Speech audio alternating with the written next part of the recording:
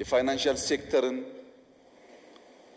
ለመለወጥ ሆም ግሮውን ሪፎርም አጀንዳ አንድን ስንጀምር ተቋሞቻችን አይተን ነበር። አንዳንዶች ተቋሞች አሉ፣ ነገር ግን ሪኢንጂነሪንግ ይፈልጋሉ። ተቋሞቹ አሉ፣ በፖሊሲ በስትራቴጂ በአመራር በአሰራር መዘመን አለባቸው። አንዳንዶች ተቋማት ደግሞ ሊኖሩን ሲገባ በሚያሳዝን ሁኔታ አልተፈጠሩም። ለምሳሌ የካፒታል ገበያን ብንወስድ ኢትዮጵያን የሚያክል በአፍሪካ ትልቅ ሀገር ትልቅ ኢኮኖሚ የሚያንቀሳቅስ ሀገር እንዴት ሳይኖረው ቆየ? ሩቅ ሳንሄድ ለምን ከኬንያ መማር አቃተው?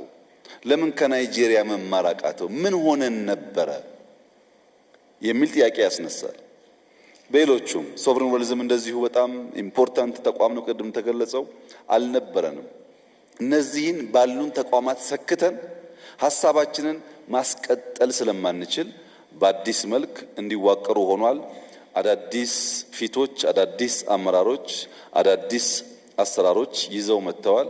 የኢትዮጵያ ኢኮኖሚ እየዘመነ ባለበት መንገድ እንደዚህ ያሉ ተቋማት ካልተገነቡ በስተቀር ሐሳቡ ተሻግሮ ትውልድ ላይ ኢምፓክት ሊያመጣ ስለማይችል የተቋም ግንባታ ያሉትን ማዘመን፣ የሚጎሉትን መሙላት፣ ዘመን በሚዋጁበት አግባብ መስራት እና ማዘጋጀት ህልም ካለው ማንኛውም ኩባንያ ሀገር የሚጠበቅ ተግባር ስለሆነ እኛም በዚያው መንገድ ነው ተቋማት ግንባታ ላይ አተኩረን የሰራ ነው።